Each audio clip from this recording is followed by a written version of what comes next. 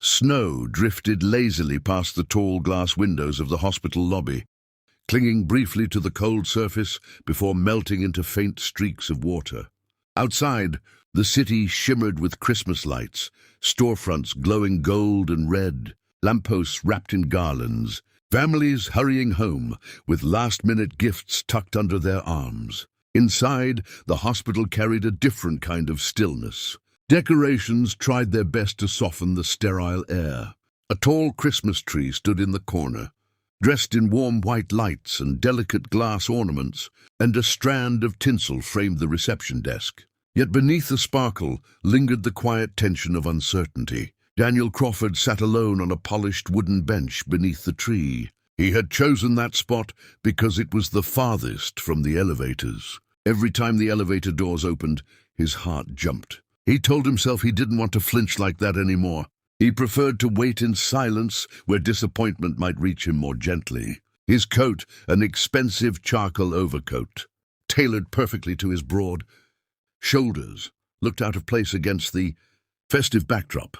So did the man wearing it. Daniel was used to commanding rooms filled with executives and investors. He was accustomed to charts, forecasts, negotiations. His calendar was usually planned months ahead. Tonight, though, time felt shapeless. Each minute stretched endlessly. Upstairs, on the fourth floor, his mother lay unconscious. The stroke had come without warning. One moment she had been laughing on the phone with him about overcooked cookies. The next, she couldn't finish her sentence. He had flown back immediately, cancelling meetings, postponing contracts worth millions. None of it mattered now. He leaned forward, elbows on his knees, staring at his phone as though he could will it to vibrate with good news. His reflection shimmered faintly in the dark screen. Tired eyes, jaw clenched too tightly. He hadn't cried when his company faced bankruptcy in its early years. He hadn't cried when the press accused him of ruthless ambition. He had trained himself to swallow emotion, to treat vulnerability as weakness. But sitting there beneath twinkling lights, listening to distant carols playing softly through the hospital speakers, he felt something inside him fracture. A small sob escaped before he could stop it. He quickly wiped his eyes with the back of his hand, glancing around to ensure no one had noticed. A couple across the lobby whispered to each other. A nurse hurried past, pushing a cart. No one seemed to be watching, except someone was. The sliding glass doors parted again, and a swirl of cold air entered with a little girl in a bright red coat. Her boots left tiny wet prints on the marble floor as she skipped inside. Brown curls spilled out from beneath her knitted hat, and she carried a small paper bag decorated with candy canes and glitter stars. Behind her walked a woman in scrubs layered under a winter jacket. Her expression carried the exhaustion of a long shift, but her eyes softened whenever she looked at the child. "Emma, slow down," the woman said gently. Emma didn't slow down. Her attention had locked onto the Christmas tree, and then onto the man sitting beneath it. Children notice what adults try hardest to hide. She tilted her head slightly, studying Daniel's posture. The way his shoulders seemed heavy, the way he stared at nothing. She walked closer, her boots squeaking softly. Daniel sensed movement and straightened quickly, clearing his throat as if preparing for a board presentation. "Are you okay, mister?" she asked. Her voice was small but confident. Daniel managed a tight smile. "I'm fine." She squinted at him, unconvinced. "You're not fine." The directness startled him. Most adults danced around discomfort. This child stepped straight into it. "I'm just waiting," he said. "My mom says when people stare at the floor like that, it means their heart hurts," Emma replied matter-of-factly. Daniel exhaled slowly, a fragile sound. "Your mom sounds very smart." "She is," Emma said proudly, glancing toward the nurse at the reception desk. Then she leaned closer, lowering her voice. "Does your heart hurt?" The question bypassed his defenses entirely. He looked at her, really looked at her. There was no judgment in her eyes, no curiosity fueled by gossip, just simple concern. "My mother is very sick," he said quietly. Saying the words out loud made them heavier. "She's upstairs." Emma's gaze shifted toward the ceiling, as if she could see through floors. "Is she going to get better?" "I don't know." That uncertainty was the hardest part. In business, problems had solutions, strategies, backup plans. But this was out of his control. Emma considered this deeply, then nodded, as if reaching an important conclusion. "That's scary," she said. "Yes," Daniel admitted. For a moment, they sat in silence together beneath the tree. The lights reflected in Emma's wide eyes. "It's Christmas Eve," she added thoughtfully. "You're supposed to be home." Daniel felt his throat tighten again. "We were going to bake cookies tonight." "She always burns the first batch." Emma giggled. "My mom burns toast." Daniel found himself smiling despite the ache in his chest. Emma glanced back at her mother, who was still speaking with a colleague. Then she turned back to Daniel with sudden determination. "Don't cry, mister," she said softly. "You can borrow my mom." He blinked, unsure he'd heard correctly. "Borrow your mom?" She nodded seriously. "She fixes sad hearts. That's what she does here. When I'm scared at night, she sits next to me until I fall asleep. If you're scared, she can sit with you too. I'll share." The innocence of the offer hit him harder than any boardroom confrontation ever had. This little girl, who didn't know his name, his title, his wealth, was offering him the most precious thing she had. He felt his composure slip again, but this time he didn't rush to hide it.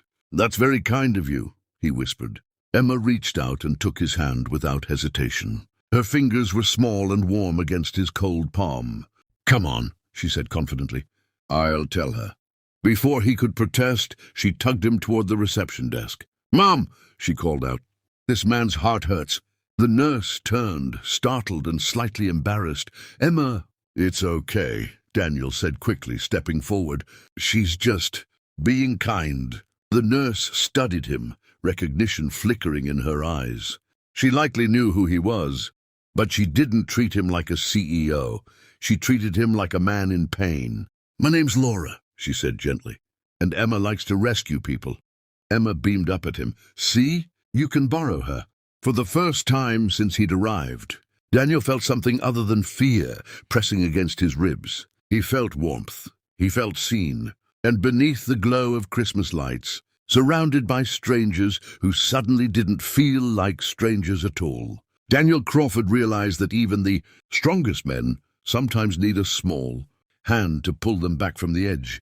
The fourth floor was quieter than the lobby, the festive decorations thinner here, replaced mostly by the steady rhythm of machines and the muted shuffle of rubber-soled shoes. A small wreath hung at the nurse's station, and someone had taped paper snowflakes to the walls. But the scent of antiseptic overpowered any trace of holiday cheer. Daniel walked beside Laura, with Emma skipping slightly ahead, her red coat now folded over her arm. The hallway lights reflected off the polished floors, and every step toward his mother's room made his pulse beat harder. "She's in 417, Laura said gently. "The doctors stabilized her earlier. They're monitoring swelling and oxygen levels. It's good that you're here." Daniel nodded, absorbing her words like instructions in a crisis meeting. Except this wasn't about profit margins or shareholders. This was about the woman who had once held his tiny hand while crossing busy streets, who had worked double shifts at a diner so he could attend private school, who had cheered louder than anyone at his graduation. They stopped outside the room. Emma reached for his hand again. "Remember," she whispered, as if sharing sacred wisdom, "you don't have to be brave all the time." Daniel swallowed hard and gave her fingers a gentle squeeze before stepping inside. The room was dim, lit only by a bedside lamp and the glow of monitors. His mother lay still against white pillows, her silver hair brushed carefully back from her face. Tubes and wires surrounded her, machines blinking softly in steady rhythm. For a moment Daniel couldn't move. The last time he'd seen her conscious, she'd been laughing at a baking show, teasing him about working too much. Now she looked fragile, small in a way he had never allowed himself to notice before.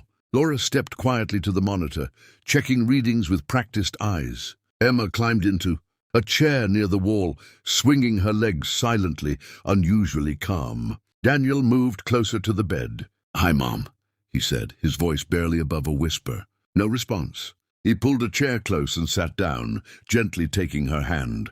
Her skin felt cool but familiar. He traced his thumb across her knuckles, remembering how those same hands had packed his lunches and buttoned his shirts when he was 2. young to do it himself. "I'm here," he murmured. "I cancelled everything." The words felt strange. He had built his identity around never cancelling anything. Laura stood near the window, giving him space, but remaining present. "Talk to her," she encouraged softly. Even if she can't respond fully, hearing is often the last sense to fade. Daniel nodded. "I should have visited more," he admitted, staring at their intertwined hands. "You always said you didn't mind, that you were proud of me, but I should have come home more often." His voice cracked. Emma slid down from her chair and walked quietly to his side. She didn't speak. She just leaned against his arm. Daniel inhaled shakily. "You remember when I failed my first business pitch?" He continued, forcing himself to speak. "I thought it was the end of the world. You made pancakes at midnight and told me failure was just practice." He let out a soft, broken laugh. "I think I forgot that lesson." The monitor continued its steady beeping. Laura stepped closer. "Her vitals are steady," she said reassuringly. "That's a good sign." Daniel nodded, but fear still lingered in his chest. Emma looked up at the woman in the bed, studying her carefully. "She looks strong," she declared. "She is," Daniel whispered. Silence settled again, but it wasn't as heavy as before. It felt shared. Minutes passed. Snow continued falling outside, visible through the narrow window. Somewhere in the distance, faint Christmas music played over the hospital intercom. Daniel leaned closer to his mother.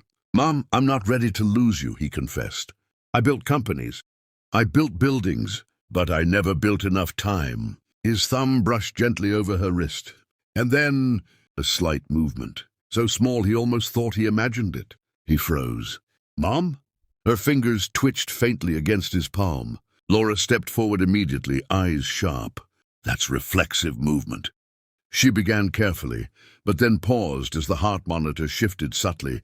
Daniel's breath caught in his throat. Her eyelids fluttered. "Mom?" His voice rose slightly, trembling. Emma gasped softly, gripping his coat. Another faint movement, this time more deliberate. Her fingers tightened weakly around his. Laura pressed the call button while keeping her gaze on the monitor. "Stay with her. Keep talking." Daniel leaned closer, tears falling freely now. "I'm here," he said urgently. "I'm here, Mom. It's Daniel." Her lips parted slightly, no words forming yet, but the effort was there. Doctors rushed in moments later, moving efficiently but calmly. Laura guided Emma back toward the wall to give space. Daniel stood reluctantly as they checked neurological responses, shined lights into her eyes, adjusted IV lines. "She's responding," one doctor confirmed. "That's very promising."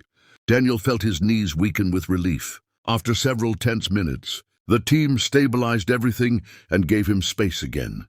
"She's not fully conscious yet," the doctor explained. "But this is significant progress." Daniel nodded, barely able to speak. Emma tugged at Laura's hand. "I told you," she whispered loudly enough for everyone to hear. "It worked." Laura smiled down at her daughter. "Kindness works in many ways." Hours later, after more monitoring and cautious optimism from the medical team, Daniel stepped back into the quieter hallway. His face looked different now, not free of worry but lit with hope. Emma sat on the bench outside the room, fighting sleep but refusing to leave. When she saw him, she jumped up. "Well?" she demanded. Daniel knelt to her level, his eyes shining. "She squeezed my hand," he said, "and she tried to open her eyes." Emma clapped happily. "See, my mom helps." Laura exhaled, relief softening her tired features. "I'm so glad." Daniel stood slowly looking at both of them, the nurse who stayed past her shift and the little girl, who offered her mother without hesitation. "You didn't just help me," he said quietly. "You reminded me what matters." Emma tilted her head. "Like Christmas." He smiled. "Exactly like Christmas." He glanced back at the room where his mother rested, then back at Laura. "I've spent years investing in growth and expansion," he continued thoughtfully. "But I think I forgot about investing in people." Laura shook her head gently. "You being here tonight is what she needed." Daniel looked down at Emma again. "And you," he added, "are the bravest person I met all year." Emma grinned proudly. Snow continued to fall beyond the hospital windows, blanketing the city in quiet white. Inside, machines still beeped. Nurses still hurried through corridors. But something had shifted. Christmas Eve had begun with fear pressing against Daniel's chest. suffocating and relentless. Now hope pulsed in its place, not because of wealth or influence, but because a little girl in a red coat believed that even a powerful CEO deserved comfort, and because, for the first time in years, he allowed himself to accept it.